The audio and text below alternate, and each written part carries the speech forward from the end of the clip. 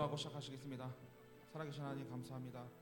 우리를 아버지 이 자리에 불러주시고 아버지 정말 은혜 받게 하시니 감사합니다. 우리의 심령은 연약하여 항상 넘어지기 쉽고 정말 주여 이 바람에 나는 겨와 같이 우리 마음이 흔들릴 때가 많이 있습니다. 주님 우리를 붙잡아 주시고 아버지 우리 심령을 아버지 위로하여 주시옵소서. 정말 주님께서 아버지 이 시간 주님 기뻐 하시고 함께 하시고 인도하여 주시옵소서. 모든 아버지 문제가 풀리게 하시고 정말 우리의 모든 심령이 열리게 하시고 온전히 주님만을 위하여서 아버지 바라볼 때 주님께서 아버지 축복하시고 함께 하실 줄 믿습니다. 주여 붙잡아 주시옵소서. 우리가 아버지 신령과 진정으로 예배드릴 때 주님께서 함께 하시고 인도하시고 감사드리며 모든 영광 주님께 올려드리고 할 때 예수 그리스도의 이름으로 감사드리며 기도 올려옵나이다. 아멘. 우리 인생 살아가는 동안에는 항상 세상 풍파, 고난, 연단, 인내, 시련 모든 고난이 있습니다. 그러나 주님께서 말씀하십니다. 두려워 말라. 우리 이 성경책에는 365번 써 있습니다. 두려워 말라. 내가 너와 함께 함이니. 다 같이 찬양 드리시겠습니다. 두려워 말라. 너와 함께 함이니. 놀라지 말라. 나는 내 하나님 됨이니. 무서워 말라. 내가 널 도와주리니. 너는 마음에 염려치 말라. 두려워 말라. 두려워 말라. 너와 함께 함이니. 놀라지 말라. 나는 내 하나님 됨이니. 무서워 말라. 내가 널 도와주리니. 너는 마음에 염려치 말라. 내가 너를 굳세게 하리라. 내 손으로 너를 꼭 붙잡아 주리라. 내가 너를 의롭게 함이니. 너는 마음에 염려치 말라. 내가 너를 굳세게 하리라. 내 손으로 너를 꼭 붙잡아 주리라. 내가 너를 의롭게 함이니. 너는 마음에 염려치 말라. 아멘. 나는 너의 하나님이라. 나는 너의 하나님이라.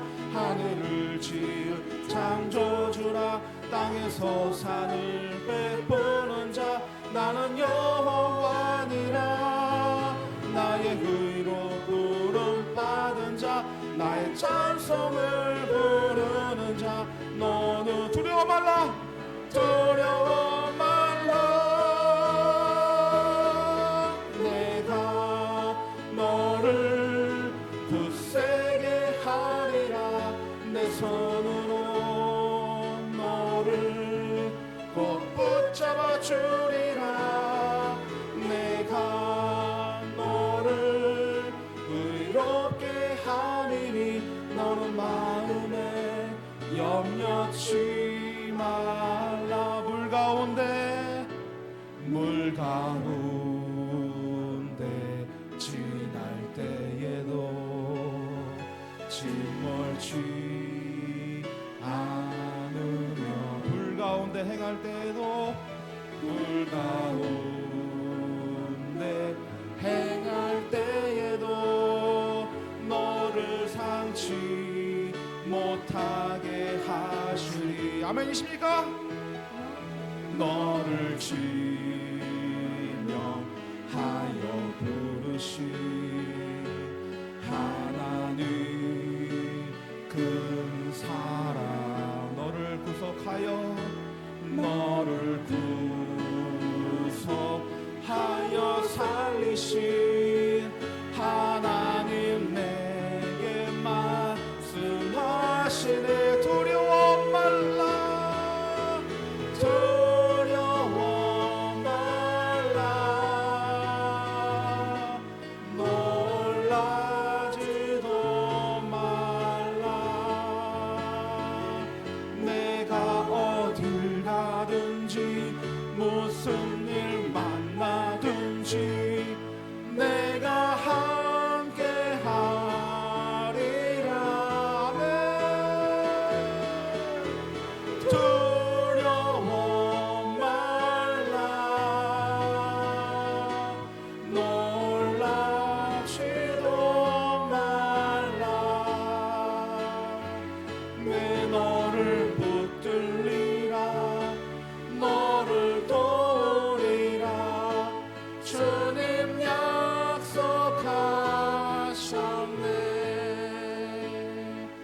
아멘. 내가 너를 도우리라 주님 약속하셨습니다. 믿으십니까?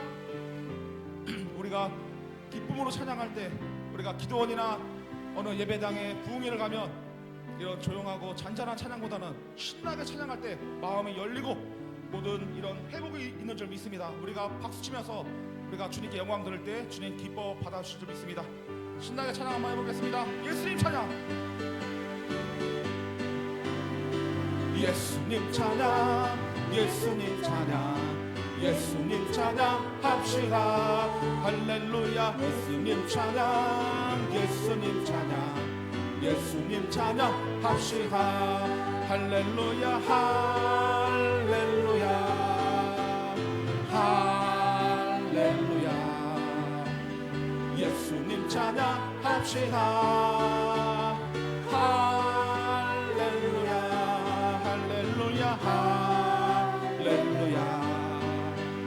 예수님 찬양합시다. 예수 이겼네, 예수 이겼네, 예수 이겼네, 예수 사탄을 이겼네. 아멘. 예수 이겼네, 예수 이겼네. 누구를요?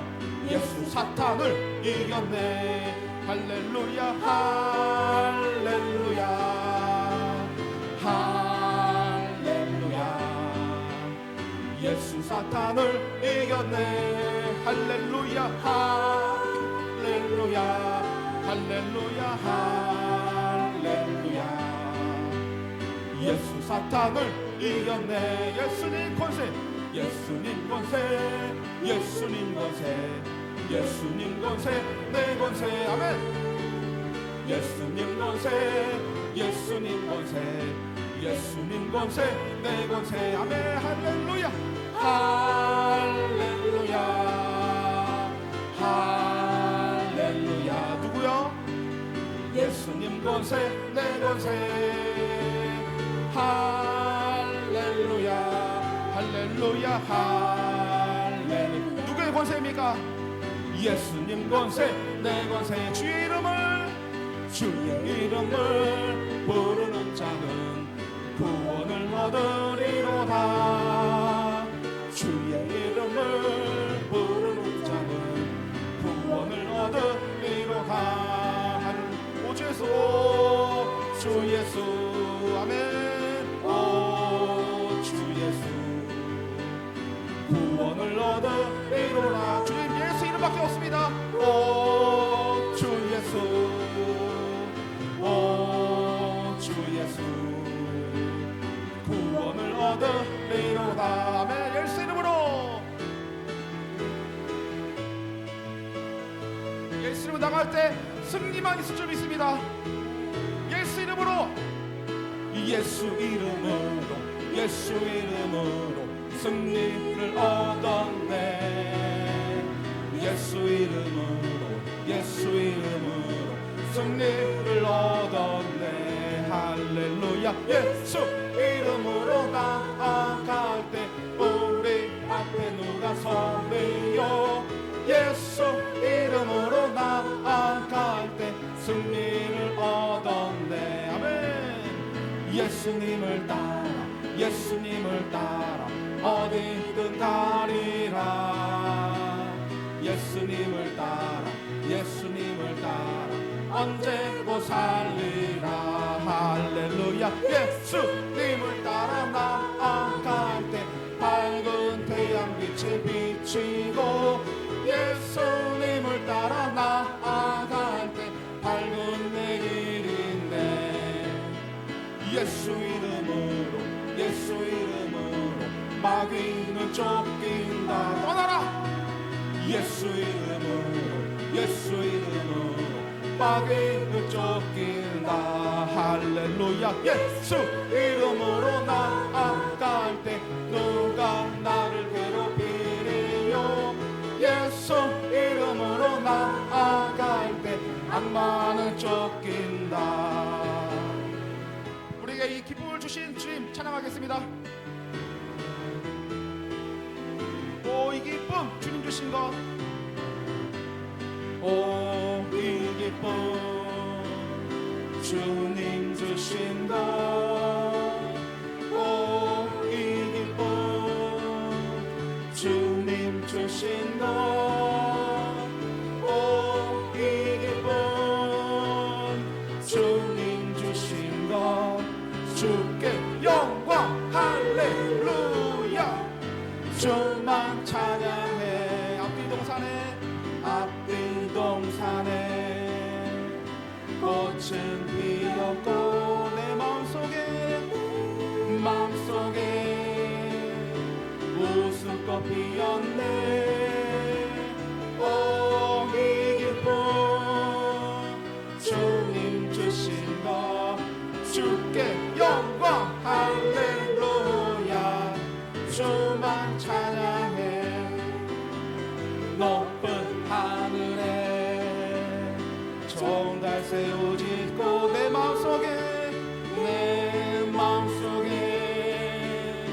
기쁜 노래 있네.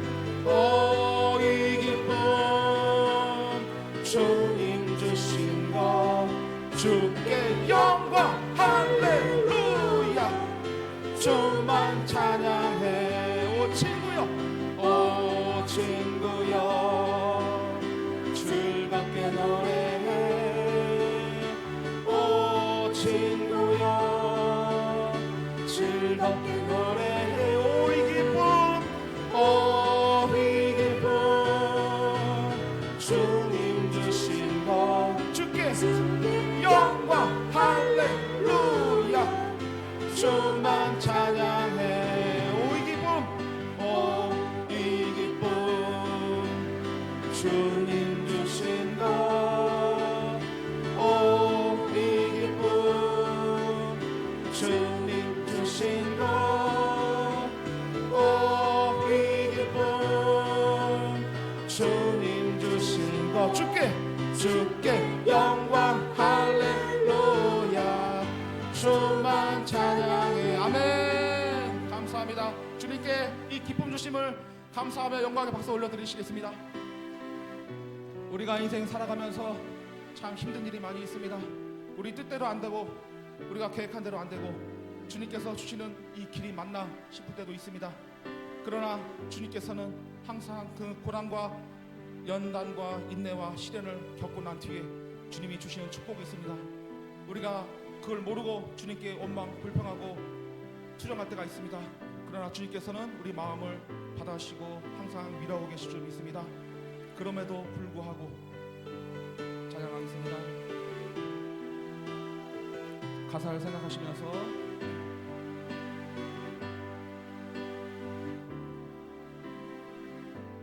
마음속에 어려움이 있을 때,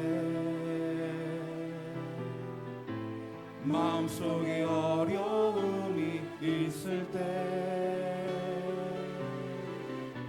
마음속에 어려움이 있을 때, 주님 내게 먼저 오사 내 마음을 만지고,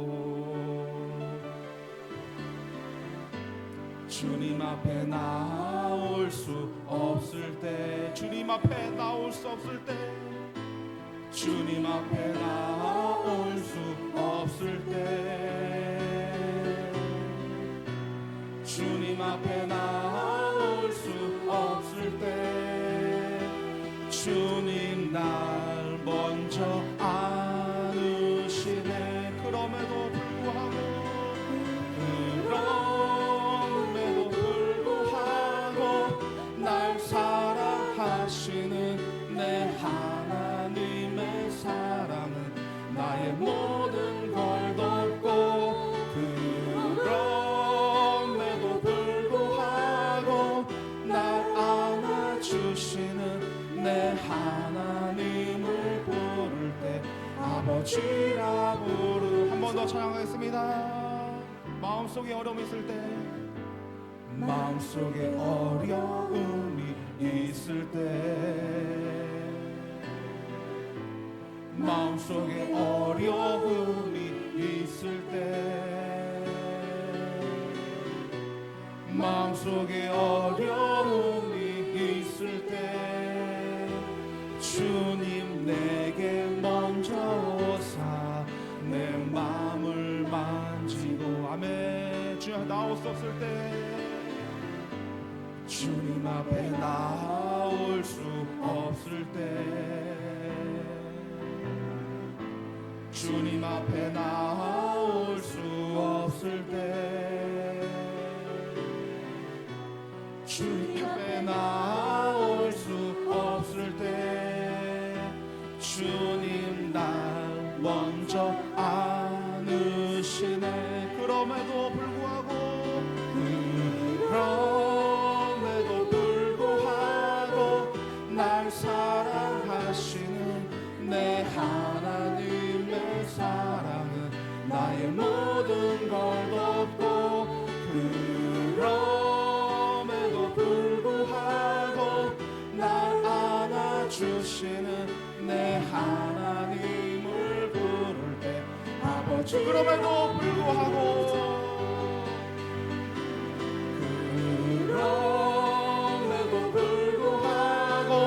날 사랑하시는 내 하나님의 사랑은 나의 모든 걸 덮고, 그럼에도 불구하고 날 안아주시는 내 하나님을 부를 때, 한 번 더 고백하겠습니다. 그럼에도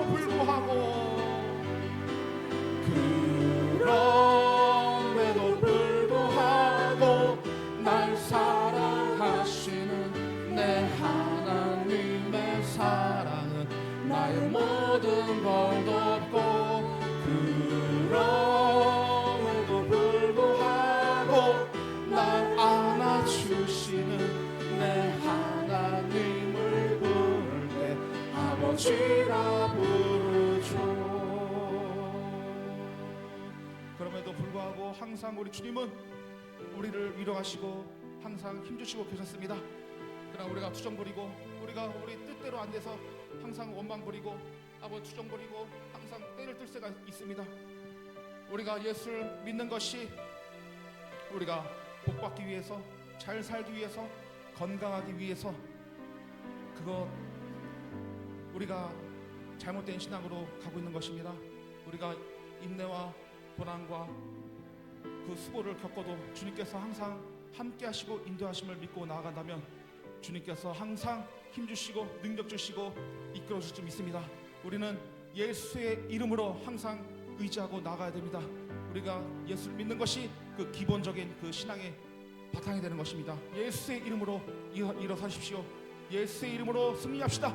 마지막 찬양 부르시고 기도의 자리로 나아가시겠습니다. 예수의 이름으로 일어서리라. 주가 주신 능력으로,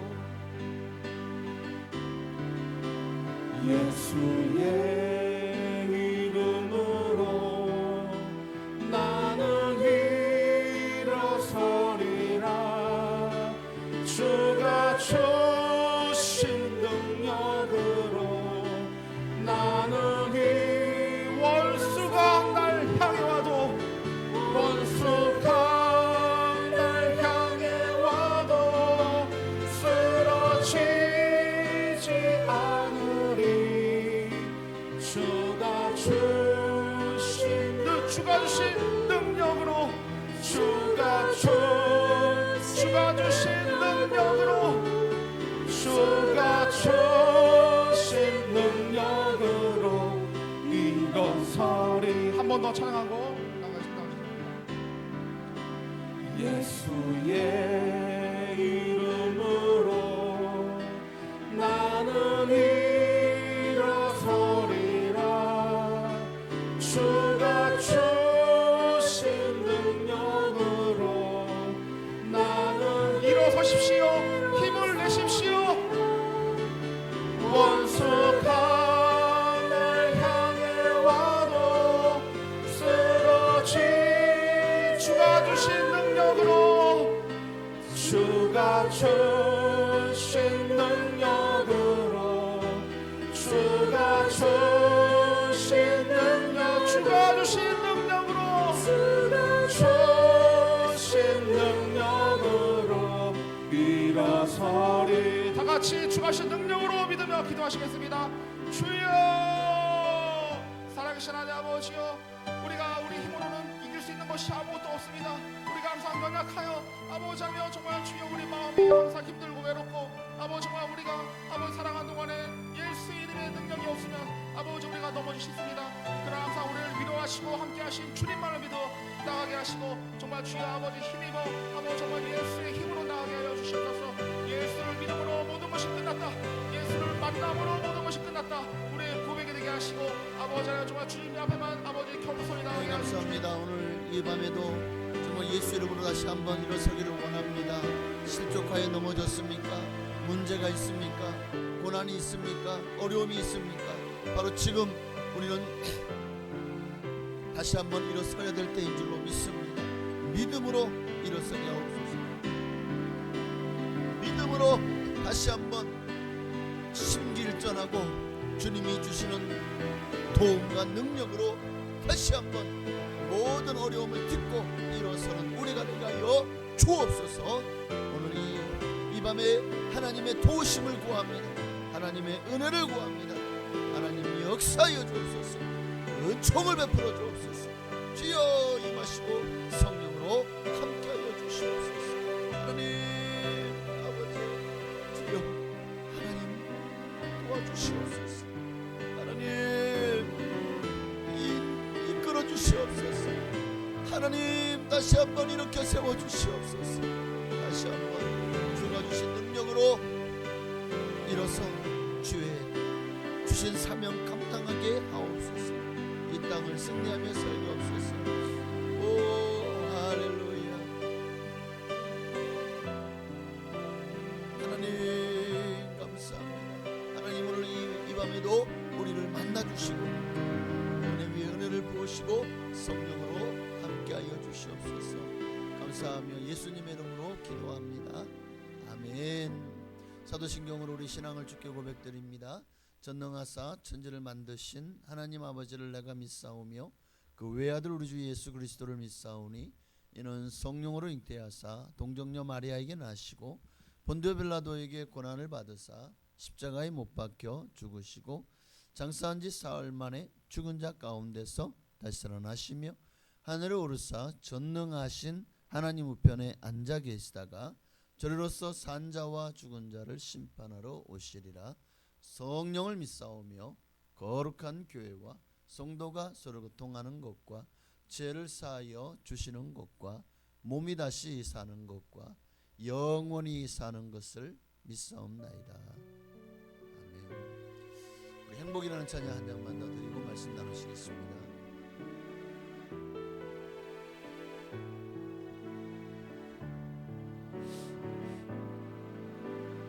화려하지 않아도 정결하게 사는 삶, 가진 것이 적어도 감사하며 사는 삶, 내게 주신 작은 힘 나눠주며 사는 삶, 이것이 나의 삶의 행복이라오. 눈물 날 일 많지만 기도할 수 있는 것, 억울한 일 많으나 주를 위해 참는 것, 비록 짧은 작은 삶 주 뜻대로 사는 것, 이것이 나의 삶의 행복이라오. 이것이 행복이라오. 세상은 알 수 없는 하나님 선물, 이것이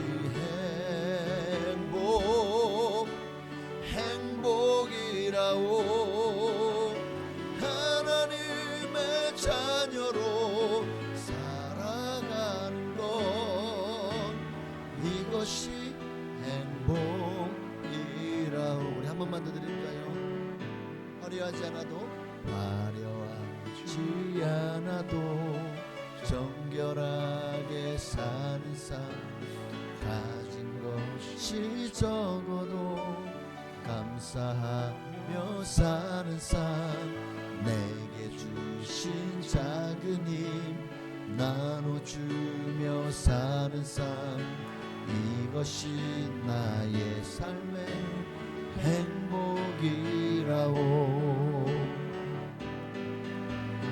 눈물 날 일 많지만 기도할 수 있는 것 억울한 일 많으나 주를 위해 참는 것 비록 짧은 작은 삶 주 뜻대로 사는 것 이것이 나의 삶의 행복이라오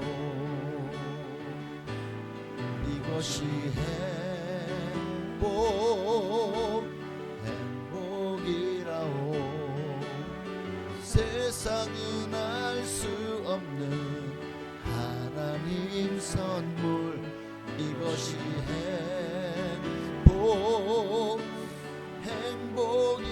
행복이라오 하나님의 자녀로 살아가는 것 이것이 행복이라오 아멘. 하나님 말씀 보시겠습니다. 베드로전서 3장 오늘 1절부터 6절까지 말씀 보시겠습니다. 베드로전서 3장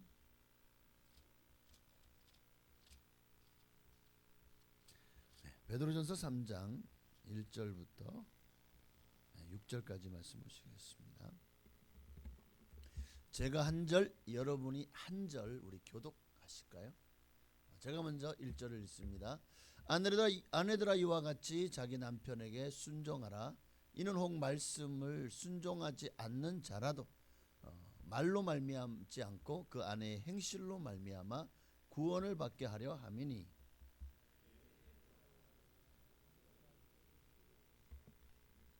너희의 단장은 머리를 꾸미고 금을 차고 아름다운 옷을 입는 외모로 하지 말고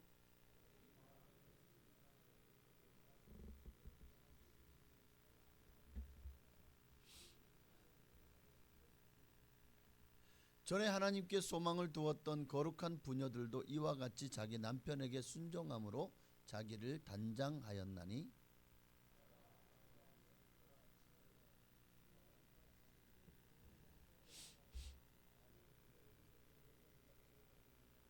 그의 딸이 된 것이니라. 아멘. 좋은 부부관계를 맺어간다는 거 참 쉽지 않아요. 같이 살다 보면 좋지 않은 모습, 그 나쁜 어떤 그 습관들, 또 성격, 인품, 됨됨이, 뭐 이제 같이 살다 보면 다 드러나잖아요. 그러니까 세상 가운데서는 막 존경받고 굉장히 인정받을지 몰라도 집에 오면 가정에서는 그렇지 못한 그런 좀 이율배반적인 모습들을 볼 때 많이 실망을 하게 되기도 하고 또 살다가 보면 참 진짜 잘 사는 거 행복하게 산다는 게 참 말처럼 되어지지 않는 일에 우리가 한탄하고 한숨을 쉴 때도 있습니다. 과연 부부는 서로에게 어떻게 대해야 할까? 가정의 달을 맞아서 또 이게 지금 딱 베드로전서 3장 지금 이 말씀이 딱 부부 가정의 달에 이게 이 말씀이 아다리가 걸린 거예요. 그렇죠? 지금 베드로전서 강의를 하고 있잖아요. 3장이 왔잖아요. 아내들아 다음 주는 7절에 남편들아. 그러니까 오늘 아내들에 대해 얘기한다고 남편 좀 기살았다고 막 기재등단할 거 아니에요. 다음 주에 남편들하고 또 있습니다. 그러니까 항상 서로가 존중하는 관계가 정말 중요하다는 것을 먼저 여러분 말씀드리고 이 말씀을 통해서 함께 그러면 부부 관계에 있어서 서로가 어떻게 남편은 아내에게 아내는 남편에게 과연 어떻게 대해야 될 것인가에 대한 질문에 대해서 하나님은 뭐라고 말씀하시죠? 성경을 통해서 우리는 하나님께서 아주 명백한 해답을 주님께서 제시하고 계시다는 사실을 우리는 알 수가 있습니다. 그래서 정말 이 말씀을 통해서 우리는 내 뜻이 아니라 내 생각이 아니라 주님의 뜻이 뭔지를 알아가야 됩니다. 주님의 뜻에 순종하는 것이 주님의 자녀의 도리죠. 하나님은 우리에게 말씀을 주실 때 순종하라고 하셨습니다. 그러면 이 말씀대로 우리가 순종, 아멘으로 아름다운 관계를, 우리가 부부 관계를, 남편은 아내에게, 아내는 남편에게 그런 아름다운 관계를 맺어가시기를 바라는 마음을 가지고 이 말씀을 함께 나누기를 원합니다. 자, 첫 번째가 아내들아 이와 같이 자기 남편에게 순종하라. 남편들아가 아니라 아내들아를 먼저 얘기했고, 또 아무래도 가정에서 남자보다 여자의 역할이 더 중요한 것 같아 보여요. 어쨌든 자기 남편에게 순종하라. 아내의 최고의 미덕이 과연 순종일까? 이거는 순종일까? 하고 의문을 품을 이유가 없는 거예요. 이것이 옳기 때문에 순종하라라고 말씀하셨죠. 순종하되 자기 남편에게 순종하라. 남의 남편에게 순종하면 안 돼. 남의 남자에게 순종하면 안 돼. 다른 남자에게. 이건 이런 여자는 이상한 여자죠. 문제가 있는 거예요. 자기 남편에게 순종하라고 했어요. 근데 그 순종하라고 했다고 해서 그러면 이게 무슨 여성 비하 발언입니까? 주님은 여자를 이렇게 남자보다 못하게만 생각하십니까? 뭐 어쩌면 하나님을 향해서 우리 여성들이 좀 불만을 제기할 수도 있을 것 같아. 그러나 절대로 남편에게 순종하라 이 말씀은 여성을 비하하는 말씀도 아니 남녀를 차별하거나 남성 우월주의를 얘기하는 게 절대 아닙니다. 절대로 여성의 어떤 사회적인 지위를 남성보다 낮추는 그런 말이 아니에요. 분명히 알아야 돼. 이건 하나의 그 직책을 말하는 거예요. 그러니까 직무 또는 하나님의 질서를 말하는 거예요. 하나님의 창조 질서 가운데 부부의 질서를 말하는 것이지, 이것을 뭐 그렇다고 여자를 무조건 남자보다 못하다, 밑에 있다, 뭐 아래다 라고 말하는 것이 절대 아니라는 것을 저는 먼저 분명하게 말씀드립니다. 그러니까 우리가 이 문제에 대해서 만약에 질문을 제기한다, 뭐 문제 제기를 한다, 그럴 수 있겠죠. 그런데 이것은 뭐에다가 대고 문제를 제기하는 것 같냐면, 자, 물이 낮은 데서 높은 데로 흐르나요? 높은 데서 낮은 데로 흐르나요? 자, 아니 왜 물은 높은 데서 낮은 데로 흘러요? 하고 문제 삼는 사람 있습니까? 그냥 자연의 법칙이잖아요. 자, 바람은 고기압에서 저기압 쪽으로 불어요. 그러면 이거에 대해서 왜 바람은 그렇게 붑니까? 라고 따지는 사람이 있습니까? 없어요. 자연의 법칙이니까. 자, 그 외에도 자연의 수많은 법칙들이 있어요. 뭐 질량 불변의 법칙, 질량 보존의 법칙, 뭐 뉴턴의 중력의 법칙, 뭐 수많은 법칙들이 많더라고요. 근데 그 많은 법칙들을 내 마음에 들지 않는다고 해서 우리가 그것은 이건 아닙니다 하고 시위를 하거나 법정에 고소하는 사람이 있습니까? 그냥 받아들이잖아요. 왜? 자연의 법칙이니까. 그게 질서니까. 그러니까 아내가 남편에게 순종하라 이 말씀도 하나님이 우리에게 주시는 질서입니다. 질서. 하나님이 세우신 질서요, 법칙이라는 거예요. 하나님이 세우신 질서는 지키면 축복이 되고 지키지 않으면 불행이 되는 거예요. 순종하라. 이 말은 남편이라는 그 직책에 대해서 존중하라는 말이에요. 이 사람이 나의 뭐 지압이 또는 내 남편으로 내가 이제 맞았잖아요. 그러면 그 남편에 대해서 존중하고 또 순종하라는 말이죠. 자, 왜 그러냐면 결국 다시 결국에는 이 모든 답을 우리는 성경에 찾아야 되죠. 아담과 하와를 창조하실 때의 얘기를 우리가 찾아봐야 됩니다. 여기서부터 우리는 답을 찾아가야 돼요. 도출해내야 됩니다. 자, 에덴 동산에서 처음에 하나님은 아담을 먼저 만드셨습니다. 그런데 이제 아담을 만들어 놓고 수많은 동물을 만들어 놓고 동물들을 막 다 쌍으로, 그죠? 암수 쌍으로 해서 막 지들끼리 막 그냥 생육하고 번성하잖아요. 그 모습을 보는 아담의 마음이 저도 나 짝인데 왜 난 혼자일까 하는 어떤 그런 외로움이 있었지 않을까요? 그래서 하나님이 아담이 독처하는 것을 좋지 못하게 여겨서 어떻게 합니까? 하나님이 그 아담의 갈비뼈로 하와를 만드시죠. 그리고 함께 살게 하셨습니다. 자, 중요한 것은 하나님은 아담과 하와를 만드시고 가정의 권위를 분명히 세워주셨다는 거예요. 그래서 자, 보십시다. 하나님은 성경 보십시오. 하와하고 얘기하지 않아요. 아담하고만 얘기하십니다. 어떤 문제든 하나님은 아담하고 얘기하시고 상의하십니다. 가정의 권위를 세워주시는 거예요. 누가? 하나님. 자, 그리고 이런 모습들이 종종 나오죠. 자, 아담에게 아담아 너에게 오는 모든 짐승의 이름을 네가 지어라 그랬어요. 하와에게 지라고 하지 않았어요. 아담아 네가 지어라 그랬어요. 그러니까 아담이 모든 가축과 공중의 새와 들의 모든 짐승에게 이름을 주니라. 이름을 주니라. 또 갈비뼈를 떼어서 만든 다음에 네가 이름을 지어라 그랬어요. 내 아내 이름을 네가 지어라 그랬어요. 창세기 2장 23절에 아담이 이르되 이는 내 뼈 중에 뼈요 살 중에 살이라 이것을 남자에게 취하였은즉 여자라 부르리라 하니라 그랬어요. 하나 더 넘어갔어요. 다시 23절이요. 이는 내 뼈 중에 뼈요 살 중에서 누가 그랬어요? 아담이 그랬어요. 내 뼈요 내 살이라는 거. 그러니까 내가 아내를 미워하는 것은 나를 미워하는 거고 내가 아내를 존중히 여기지 않는 것은 나를 존중히 여기지 않는 거예요. 왜? 내 살 중에 살요 내 뼈 중에 뼈기 때문에.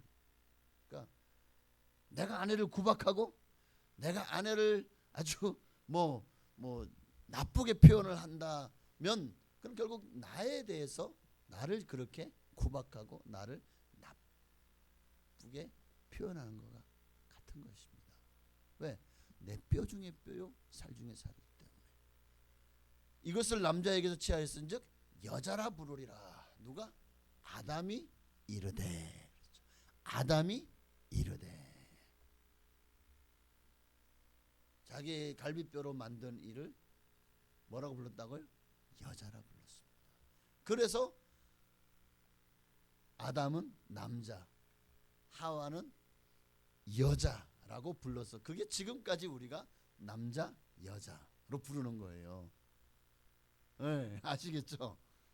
어디서부터 왔지? 남자, 여자란 말이 성경에서 온 거예요. 그리고 여자란 누가 여자라고 불렀다고요? 근데 이들이 이제 범죄한 이후에 그 이름이 바뀌죠. 모든 산자의 어머니라고 해서 희망을 주는, 그러니까 아담이 이번은 이 여자라고 부르던 이를 뭐라고 부른가? 창세기 3장 20절에 보니까 아담이 그의 아내 이름을 하와라 부르기 시작합니다. 그는 모든 산자의 어머니가 되는 거예요. 에덴 동산에 쫓겨나면서도 희망을 잃어버리지 않는 이름으로 아담이 그의 아내 이름을 하와라고 짓습니다. 자, 어쨌든 권위의 질서가 하나님은 분명하십니다. 아담이 잘났어도 아니에요. 똑똑해서도 아니에요. 하나님이 아담을 먼저 창조하시고 그리고 창세기 2장 18절에 보니까 여호와 하나님이 이르시되 사람이 혼자 사는 것이 좋지 아니하니 내가 그를 위하여 돕는 배필을 지으리라 하시니라. 그리고 22절에 여호와 하나님이 아담에게서 취하신 그 갈빗대로 여자를 만드시고 그를 아담에게로 이끌어 오셨다는 거예요. 그러니까 아내는 아담의 갈비뼈에서 나왔다라는 것을 분명히 말씀합니다. 그러니까 그래서 남자와 여자는 한 몸인 거예요. 원래 하나였던 것이 둘이 아니라. 자, 그리고 여자의 위치를 분명하게 정해 주시죠. 내가 그를 위하여 돕는 배필을 지으리라. 누구 말씀이에요? 이건 사람 말이 아니라 하나님의 말씀입니다. 돕는 배필, 돕는 배필이 영어로 보니까 헬퍼예요. 헬퍼. 영어 성경 NIV 성경을 제가 보니까 돕는 배필이라는 단어를 우리 영어 성경에서 우리가 이걸 가져온 거잖아요. 헬퍼라는 단어를 우리 성경은 돕는 배필이라는 단어로 번역을 한 거예요. 헬퍼가 뭐냐? 그래서 제가 헬퍼가 뭐냐 찾아봤어요. 영어. 헬퍼가 뭐냐? 도우미, 조수, 뭐 그렇게 써 있죠. 밑에 보니까 도와주는 사람, 조력자, 지지자, 거들어주는 사람, 도움이 되는 사람, 이런 의미를 가지고 있더라고요. 그러니까 헬퍼라는 말은 주도적인 위치가 아니라 서포터하면서 합력하고 세워주는 위치를 말하는 것이죠. 그런데 자, 이 하나님의 창조 질서를 누가 무너뜨린지 아십니까? 사단이 와서 무너뜨려요. 사단이 와서 아담을 먼저 건드리죠? 아니죠. 하와를 유혹합니다. 자, 하와에게 와서 이 선악과를 누가 먹지 말라 그랬어? 하나님이요.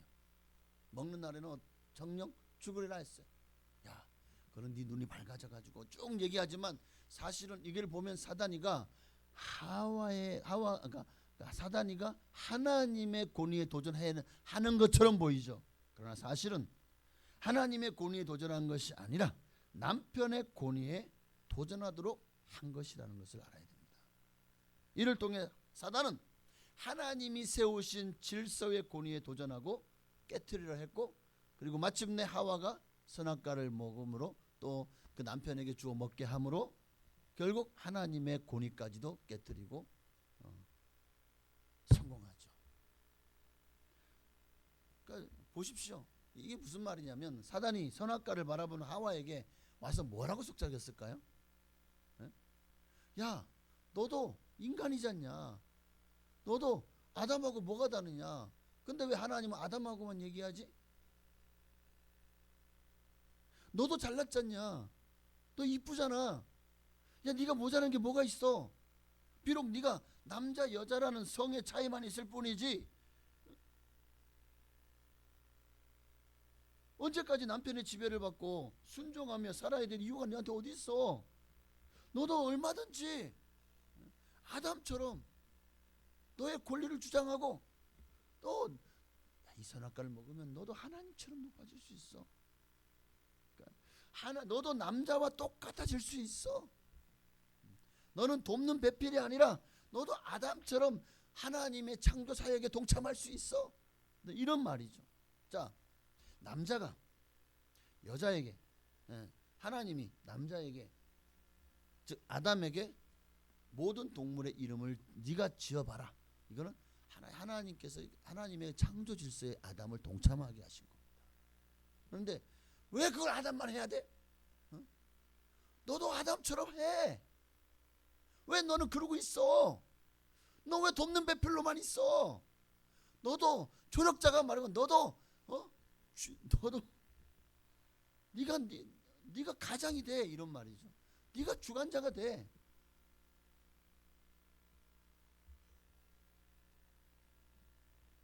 하나님의 질서를 사단이 와서 먼저 남자의 권위에 도전하게 함으로써 듣고 보면은 그럴듯하잖아요. 맞아. 아담도 사람이고 나도 사람인데 왜 나는 돕는 배필로만 있어야 돼?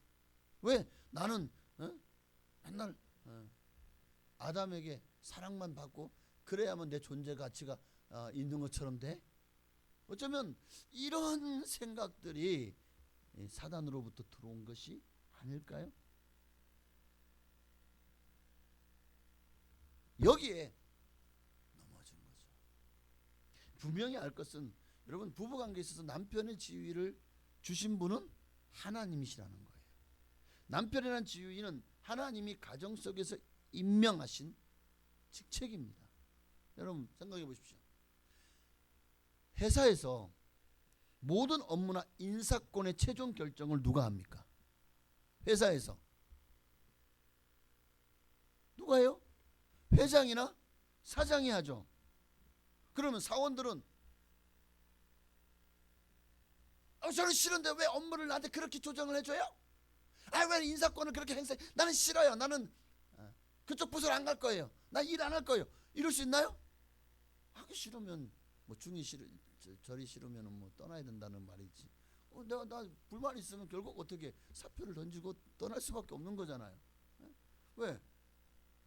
회사에서 모든 업무나 인사권의 최종 결정 권한이 누구에게 있어요? 그렇죠. 그 회사의 어떤 회사도 보면은 분명한 그런 사원 사칙이 있을 거라고요. 그죠? 교회에도 우리 교회도 정관이 있어요. 그런 것처럼 회사에도 사칙이 있어요. 교단에도 헌법이 있어요.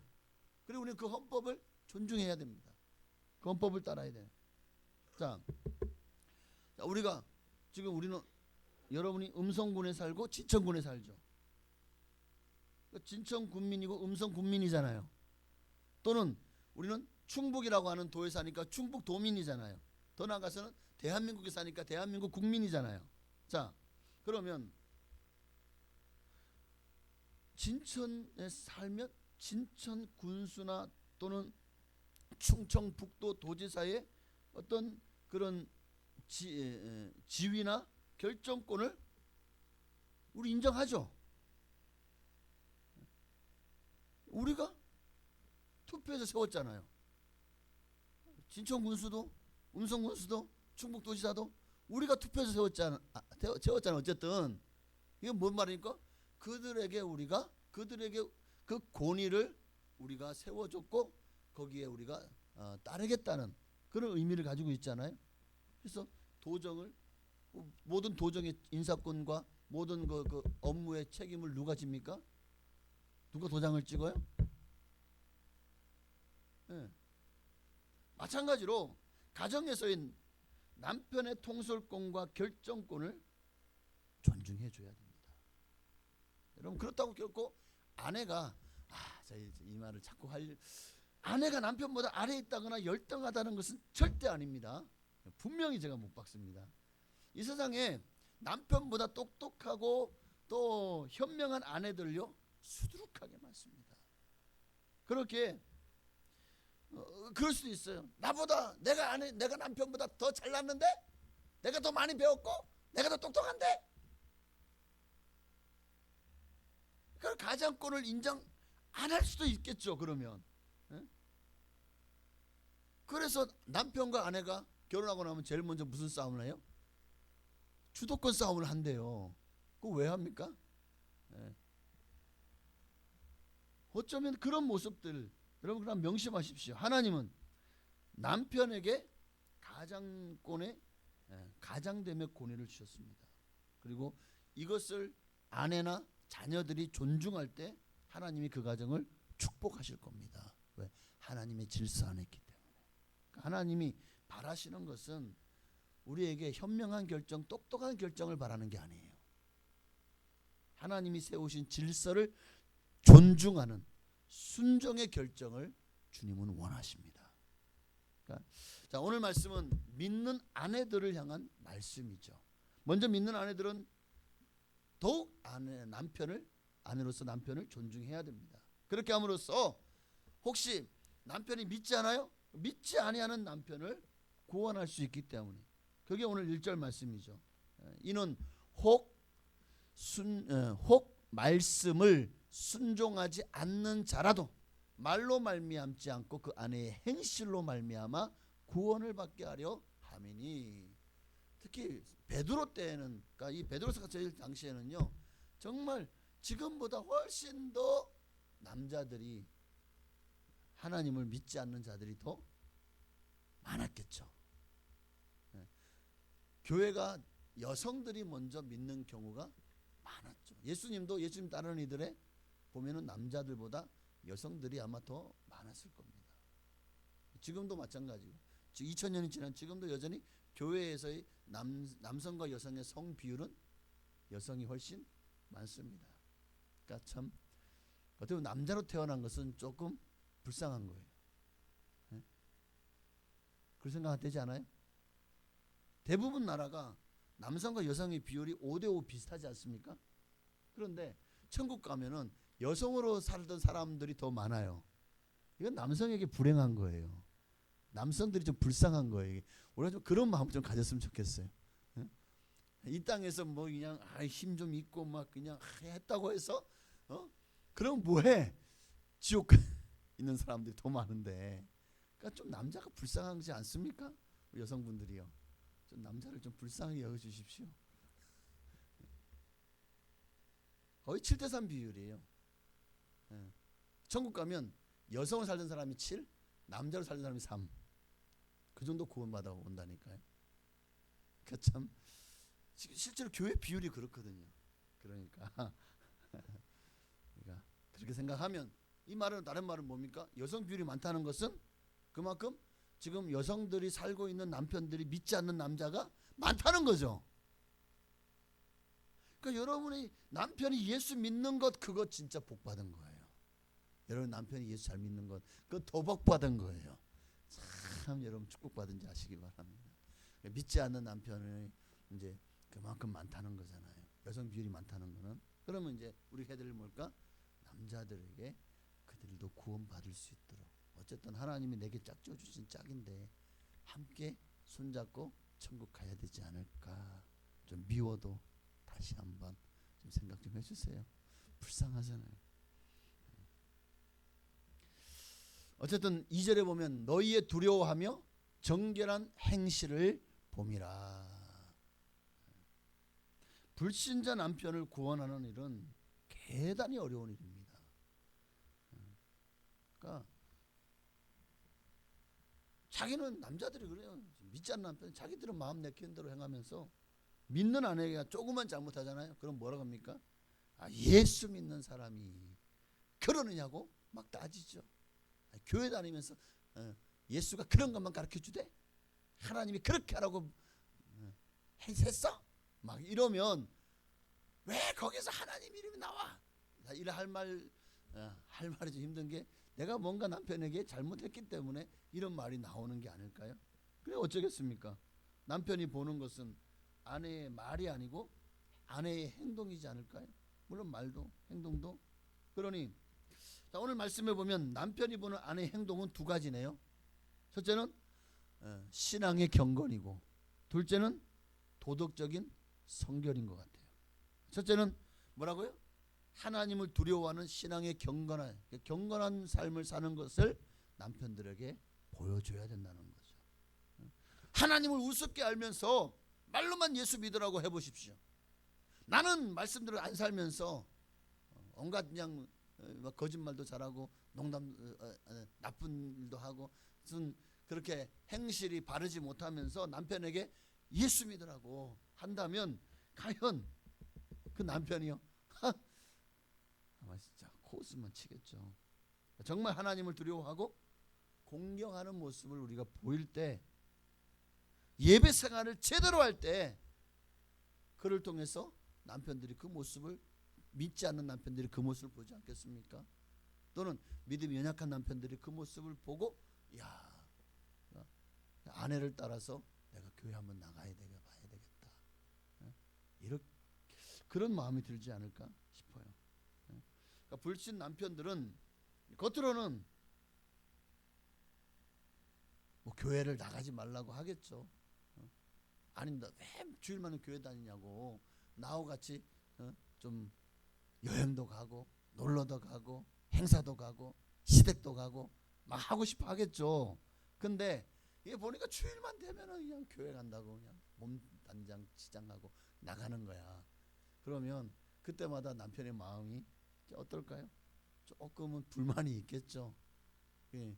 그럼 어떻게 해야 돼요? 그 남편이 같이 교회 가자고 말을 해야 되잖아요. 그러면 같이 교회 가자고 얘기하려면 이게 아무래도 오늘 이 본문의 말씀처럼 경건한 예배 생활, 그리고 삶의 정결한 행실, 이 두 가지가 그 남편에게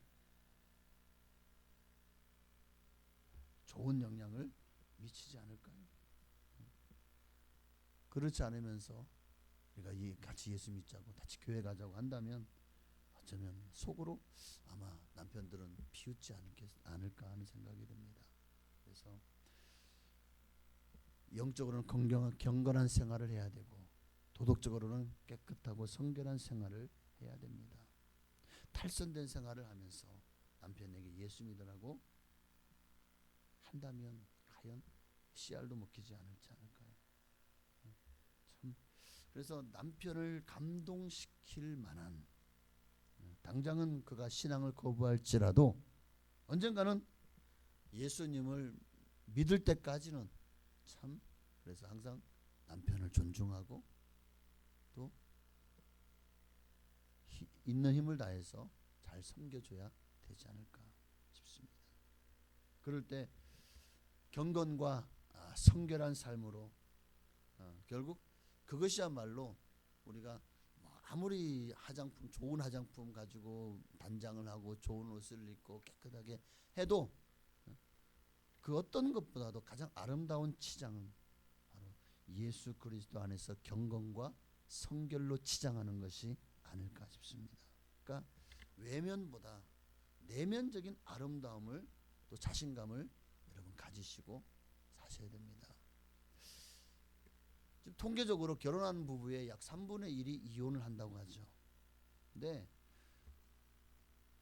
대부분 이혼하는 가정들을 보면 외모가 미워서 이혼하는 경우가 많지 않아요. 외모 때문이 아니더라고요.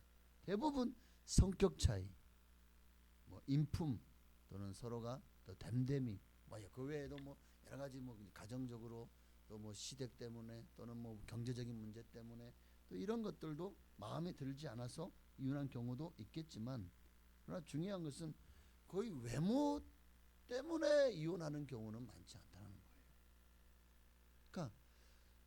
그러니까 우리가 정말 외모를 치장하는 것도 중요하지만 더 우리가 치장해야 될 것은 우리의 인품이라는 거예요. 마음을 단장하셔야 돼요. 그래서 3절 4절에 뭐라고 말씀하고 있죠? 함께 있습니다. 너희의 단장은 머리를 꾸미고 금을 차고 아름다운 옷을 입는 외모로 하지 말고 오직 마음에 숨은 사람을 온유하고 안정한 심령에 썩지 아니할 것으로 하라. 이는 하나님 앞에 값진 것이니라. 하나님의 뜻이, 이것이 하나님의 뜻이라는 거예요. 하나님이 기뻐하시고 원하시는 것이라는 겁니다.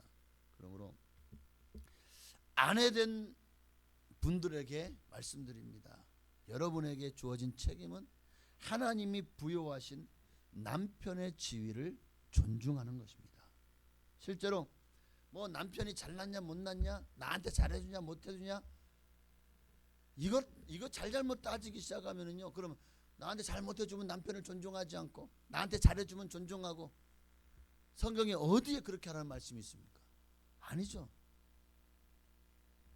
나의 남편이기 때문에 잘하든 못하든 잘났든 못났든 존중해야 된다는 겁니다. 하나님이 내게 남편으로 짝져줬다면 그 남편이라는 그 지위를 주신 분은 하나님이시기에 여러분 마음에서부터 존중하는 마음, 이것이 곧 내가 하나님을 존중하고 있다는 것을 표현하는 것입니다. 하나님 말씀에 순종하지 않으면서 하나님 말씀 나 순종하고 있습니다라고 말할 수 있나요? 부모님에게 효도하지 않으면서 난 하나님 정말 하나님께 하나님 나 너무 사랑하고 하나님 너무 내가 순종합니다라고 말한다면 그건 거짓말이에요. 왜? 내 부모를 공경하지 않는 자가 하나님을 공경할 수 없느니라라고 성경은 분명히 못 받고 있거든요. 마찬가지인 거예요. 자, 그러므로 하나님을 두려워하는 마음을 가지고 사는 분이라면 남편을 존중할 것입니다. 내가 남편을 존중하지 않는 것은 어느새 내 마음속에서 하나님을 존중할지 하나님을 두려워하고 또 하나님을 경외하는 마음이 있어요? 남편을 존중하지 않아요? 그러면 이거 모순이잖아. 이런 모순은 결국 이게 그러면 성경이 잘못된 건가요? 하나님 말씀에 문제가 있는 건가요? 아니죠. 그 모순을 누가 만들어내는 거예요? 내가 주인 되어 있기 때문에 내 생각이 옳은 게 옳은 거야. 난 하나님을 사랑하고 존중해. 하지만 난 남편은 싫어. 남편은 그러니까 그냥 꼴도 보기 싫어. 남편만 보면 그냥 막 두드리게 나고 그냥 열받아. 그러면 그 남편을 너 도저히 내 남편 존중할 수 없어. 그런데 난 하나님 너무 사랑해. 하나님 사랑합니다. 자, 이게 모순이라는 거예요. 참 어렵죠. 남편이 진짜 난 존중받을 짓을 해야 내가 존중하지. 저 그냥 원수 덩어리.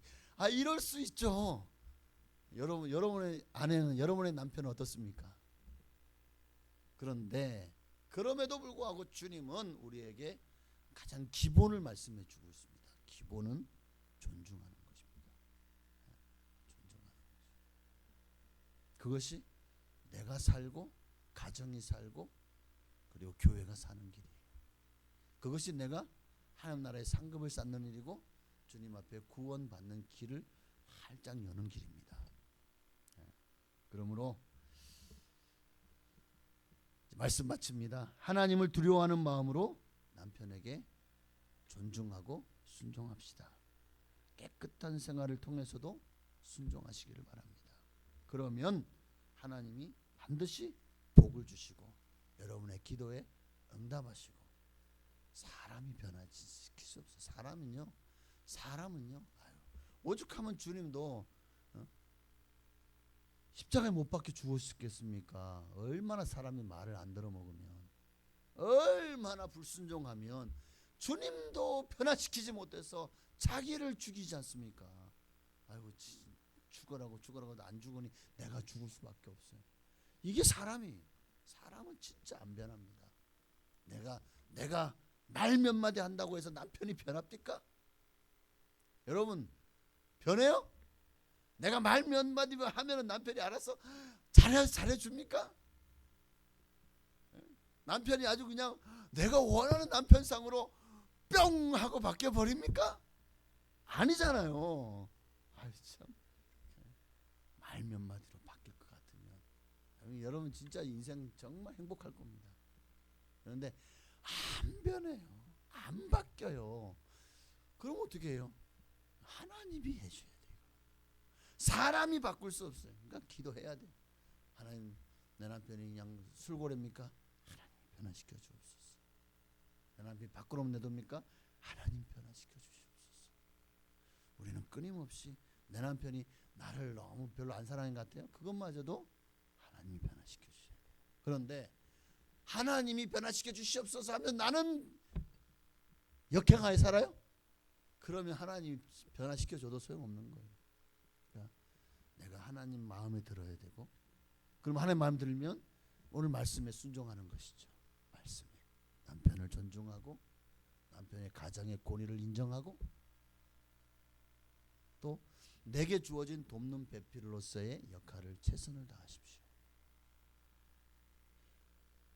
그러면 이게 따뜻한 햇빛을 계속 비치면 그 햇빛에 녹지 않을 얼음이 없을 겁니다. 여러분 날씨가 기온이 10도 20도 올라가는데 얼음이 그 따뜻한 속에서 어떻게 안 녹죠? 안 녹는 게 이게 자연의 법칙을 거스르는 거죠. 그러니까 여러분의 남편의 마음을 녹이시는 방법은 주님의 사랑으로 여러분이 따뜻해지십시오. 여러분이 따뜻해지세요. 제발 좀 남편을 아주 그냥 돈 벌어오는 기계로만 생각하지 마시고 여러분의 남편을 아주 그냥 못났다고 아주 그냥 남편을 그냥 맨날 달달 볶지만 마시고, 그거는 여러분이 남편을 더 냉동실에 집어넣는 거예요. 냉동실에 남편의 마음이 그 냉동실에 있는데 어떻게 녹습니까? 녹이려면 여러분이 따뜻한 햇살이 되시길 바랍니다. 여러분이 봄날이 되시고, 그러면 남편은 녹게 되어 있습니다. 남편을 세워주세요. 존중하세요. 그러면은요 남자는 자기를 인정해주는 사람을 위해서 목숨을 건다는 얘기도 있어요. 왜 그런 말이 왜 나옵니까? 내가 인정받으면은요 진짜 마음이 녹아서 더 잘하게 돼 있다니까요. 글쎄 다 그렇진 않겠지만 어쨌든 5절 6절 읽고 마치십시다. 5절 6절 함께 읽습니다. 전에 하나님께 소망을 두었던 거룩한 부녀들도 이와 같이 자기 남편에게 순종함으로 자기를 단장하였나니 사라가 아브라함을 주라 칭하여 순종한 것 같이 너희는 선을 행하고 아무 두려울 일에도 놀라지 아니하면 그의 딸이 된 것이니라. 아멘. 더 얘기하지 않겠습니다. 하나님께서 주신 질서에 우리가 순종하십시다. 그리고 그것이 바로 가정을 세우는 길입니다. 우리 찬양 다시 한번 행복이라는 찬양 한 번 더 드리고 우리가 정말 내가 아내로서 남편에게 뭘 요구하기 전에 먼저 나는 아내된 도리를 다하고 있는지, 하나님의 창조 질서 안에서 돕는 배필로서의 역할을 정말 충실하게 최선을 다하고 있는지, 내게 주어진 사명을 감당하면서 남편을 위해서 기도하는 우리가 되게 하옵소서. 우리 간절한 마음으로 찬양하고 한번 기도하셨으면 좋겠습니다.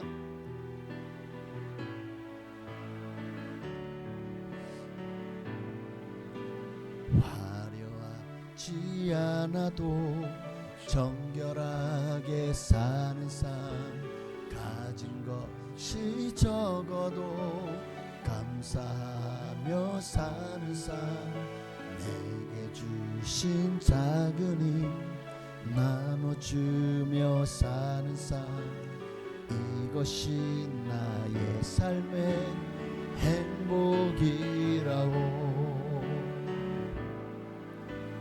눈물 날 일 많지만 기도할 수 있는 것, 억울한 일 많으나 주를 위해 참는 것, 비록 짧은 작은 삶 주 뜻대로 사는 것, 이것이 나의 삶의 행복이라오. 이것이 행복이라오. 세상은 알 수 없는 하나님 선물, 이것이 행복이라오. 하나님의 자녀로 살아가는 것, 이것이 행복이. 우리 주님을 한번 모르시고 우리 간절한 마음으로 정말 아내들이여 남편을 존중하고 또 남편들이여 역시 아내들을 존중해야 됩니다. 오늘 말씀은 아내들만 남편을 존중하는 것이 아니라 남편들도 아내를 존중해야 됩니다. 또한 정말 하나님이 사랑하라고 했습니다. 서로 사랑하게 하옵소서. 우리 주님을 한번 부르게 하시겠습니다. 주여, 할렐루야. 살아계신 아버지 하나님, 하나님의 창조 질서 안에서 서로가 서로를 존중하게 없어서, 서로가 서로를 사랑하게 없어서. 오늘 말씀이 아내들이요 아내들에게만 주시는 말씀이 저는 아니라고 봅니다. 아내들만 남편을 존중해야 됩니까? 결국 천국에서는 같은 지위를 누릴 텐데요, 내 갈비뼈라고 해서 내 마음대로 할 수 있는 것이 절대 아닙니다. 그러므로 남편들은 또 아내들은 서로가 한 몸임을 잊지 말고, 서로 미워하는 것은 내 몸을 미워하는 것이고 마땅치 않아 여기고 단점을 후비고 또 온갖 나쁜 말들로 아내를 또 남편을 서로가 상처 주는 것은 결국 나를 상처 입히는 것입니다. 내가 내 스스로에게 나를 핥히는 것이고, 내가 나를 공격하는 것이고, 나를 병들게 하는 것입니다. 오늘 이 사실을 잊지 말고 나를 사랑하게 하옵소서. 나를 사랑하는 것이 내 아내를 사랑하는 것입니다. 내 아내를 사랑하는 것이 내 남편을 사랑하는 것이 나를 사랑하는 것입니다. 서로 존중하게 여기고 서로를 경외하며 서로 따뜻하게 손을 잡고 서로 위하고 서로 아껴주고 서로 사랑하게 하여 주옵소서. 하나님의 창조 질서 안에서 아내는 남편을 존중하고 남편은 아내를 사랑하며 살게 하여 주옵소서. 오늘 말씀을 결코 남편들에게만 주신 말씀이 아니라는 것을, 또 다음 주에 있는 남편들아라는 말씀이 결코 남편들에게만 주는 말씀이 아니라 아내들에게도 동일하게 저는 적용된다고 봅니다. 그러므로 오늘 말씀과 다음 주에 있는 말씀을 통해서 다시 한번 가정을 세워가는 우리가 되게 하옵소서. 내가 조금 더 이해하고 내가 조금 더 희생하면 가정이 살아날 것입니다. 조금 더 격려하고 위로하고 세워주는 우리가 되게 하여 주시옵소서. 하나님 주신 가정입니다. 이 가정을 깨뜨리는 것은 하나님의 뜻이 아닙니다. 하나님의 뜻을 따라 순종하는 우리가 되게 하여 주옵소서. 하나님의 뜻이 무엇입니까? 오늘 정말 우리가 주님의 뜻에 순종하기를 원합니다. 나 하나님 사랑하고 하나님 순종한다고 하면서 내가 오늘 말씀을 우리가 따르지 않는다면 그것은 결코 하나님을 따르는 것이 아니고 순종하는 것이 아닌 것이 아니겠습니까? 아버지 하나님, 서로가 존중하게 없어서 가장 가치 있고 가장 하나님 나라에서 가장 하나님이 기뻐하시는 것은 내게 주신 짝을 사랑하는 것임을 잊지 말게 하옵소서. 아멘. 이것이 행복이라오. 세상은 알 수 없는 하나님 선물. 이것이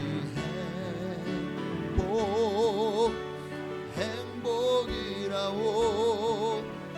하나님의 자녀로 살아가는 것, 이것이 행복이라오. 하나님 감사합니다. 오늘 말씀 통해서 정말 가정의 달을 맞아 어떻게 하면 우리가 아름다운 부부관계를 맺어갈 수 있을까? 아내들아, 남편을 존중히 여기고 순종하라. 이 말씀을 우리 함께 나누었습니다. 정말 하나님께서 주신 질서와 권위에 순종하는 우리가 되게 하옵소서. 예수님의 이름으로 감사하며 축복하며 기도하옵나이다. 아멘. 하늘에 계신 우리 아버지여, 이름이 거룩히 여김을 받으시오며 나라가 임하시오며 뜻이 하늘에서 이루어진 것 같이 땅에서도 이루어지이다. 오늘날 우리에게 일용할 양식을 주시옵고 우리가 우리에게 죄 지은 자를 사하여 준 것 같이 우리의 죄를 사하여 주시옵고 우리를 시험에 들게 하지 마시옵고 다만 악에서 구하시옵소서. 내게 나라와 권세와 영광이 아버지께 영원히 있사옵나이다. 아멘. 할렐루야. 주님 감사합니다. 아버지 감사합니다.